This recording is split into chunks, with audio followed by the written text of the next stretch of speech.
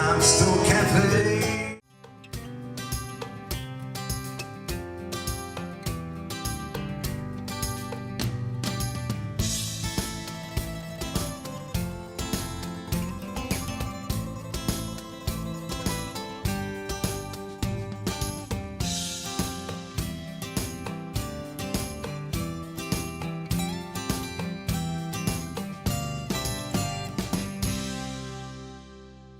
Jiena Marlin Xikluna nagħtikom merħba fil-programm Maltese DownUnder, l-aħħar programm ta' din ir-raba' sensiela.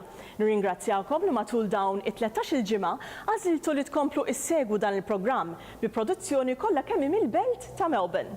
F'dan l-aħħar programm ser naqgħukom mal-Viċi President tal-Operat tal-Boeing 787, mad-Direttur il-ġdid tal-Footscray Community Arts Centre u nżuru l-ħanut ta' The Original Maltese Pastizzi Company, programm varjat li żgur li ser jolqot lil kulħadd. Nibdew il-programm billi Mark Avellino jitkellem ma' David Carbon, Malti Awstraljan illum residenti fl-Istati Uniti, fejn jokkupa l-kariga ta' Viċi President tal-Operat tal-Boeing 787.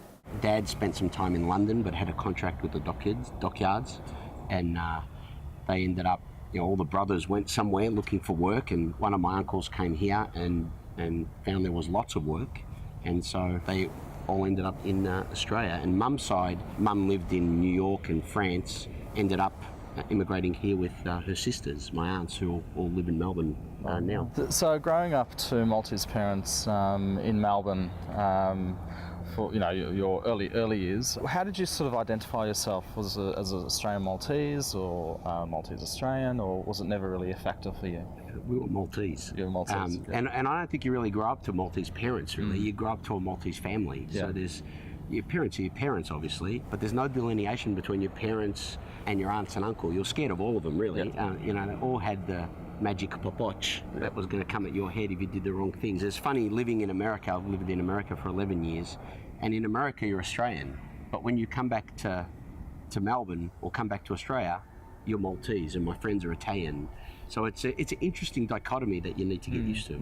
So how does a boy from Melbourne to being in very much a Maltese culture in Melbourne end up in the States for 11 years? How did you make that transition going over? Mum and Dad are avid churchgoers, so I think their prayers were answered. Well, they got rid of you for a while. Yeah, a healthy dose of rosary and luck, I think, is what happened. But no, I was just very lucky and very determined, I think, all at the same time. I was lucky to get, finish university, get a job at Ford after a short stint with the Justice Department. And then at Ford, they had a program for what they called high potential employees, and I went from being in human resources and labour relations to being in the factory and running the factory, and loved it. And Dad had a business on the side. Dad worked at Qantas for over 20 years, had a washing machine business on the side, so I was always carrying tools and helping fix washing machines, and got to manufacturing. I felt like home, and managed to get myself some of the assignments nobody else wanted and did relatively well in them, and eventually spoke at a conference in New Zealand, believe it or not, and there was a recruiter for Boeing there. One thing led to another. I ended up leaving Ford, which I loved. I loved working at Ford in Broadmeadows because I grew up there and I knew people there, and I ended up working at Boeing, which had some family affinity with Dad working at Qantas, and ended up, I guess, again, being really lucky with the assignments I got, getting some good results, being offered a role in the US, and been fantastic. Being able to say you ran the 747 factory, and being able to say you're responsible for the 787 factory is something I'll take to my grave and feel like pretty proud of. So is America very much home now for you, or was it? No, it is, because I have 4 kids that were all born here but all grew up there. And my wife's Australian. It's home, but Melbourne, what I would consider home, where we'd come back to. But certainly, America has some wonderful aspects to it. Despite what you read in the press here, it's got some wonderful opportunities, both socially and professionally, and things are affordable. So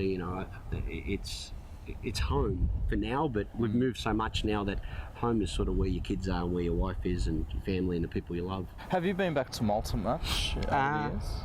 Yeah, we took mum and dad back about 3 or 4 years ago, and then I went when I was probably 20 years before that. Yeah. From the perspective of going back at different stages in your life and experiencing it culturally and through family, what are your perceptions of it? With your unique outlook of living in different places? It feels very familiar. Yeah. Particularly after having lived in America now for quite a while. If you tell somebody in America you're Maltese, they really don't know what you're talking about. They have no idea what that means. But to us, obviously, it means a lot. And so when you go back to Malta, it's a bit like you're at your aunt's or uncle's or your mum and dad's place everywhere you go. Whereas, even in Melbourne, we grew up with our family, our close family, all the time. And so everything was very familiar. But when you go outside of that bubble, it's different. But when you go to Malta, it doesn't matter if you walk down to get milk, or you walk down to get bread, or you go and visit the docks, or you go to Valletta. It all feels very familiar. The accents, the language. Can you tell us a little bit about your role at Boeing and your work with the Qantas Dreamliner? So I'm the Vice President of Operations for the 787 in particular, which basically in English means I'm responsible for the manufacture of the aeroplane all the way through to delivery. It's a pretty fascinating role. We've sort of built over 600 aeroplanes now, and our most recent success is the Qantas 787, which I take great pride on. I've been on the 787 since aeroplane 43, so I've either delivered or built every single aeroplane since that point with a fabulous team of about 6,000 people. So, it's a really exciting role, and I feel very fortunate to have had the opportunity. Can I just ask, when you're involved in a project like that, are they the sort of projects that are developed in many different regions and then it comes together in one location for manufacture, so engineering might be done somewhere else and design is done, so was it all done in one location? Yeah, it was a combined effort. I mean, we've got partners in Japan, partners in Italy, partners in Korea, partners in Australia. We make some control surfaces here in Fisherman's Bend for the aeroplane, and then it all comes together in Charleston, South Carolina, and Everett, Washington. And so in Charleston we build the aft or the back section of the aeroplane, the mid-body, and then we finally assemble and deliver. And in Everett, Washington, we do final assembly only. So it's a big value stream. It's lots of money. It's high pressure. But at the end of the day, we get to, as opposed to people that make cans, we get to see an aeroplane that flies, and you can be standing with your kids and say, "I made that." So it's pretty cool. There's nothing more fulfilling, I think. Yeah, no, it's very exciting. And then to have the first Qantas delivered this morning, or a land this morning, with my father having worked for them for so long and grown up on the Qantas Kool-Aid, it gives you a sense of pride. Yeah.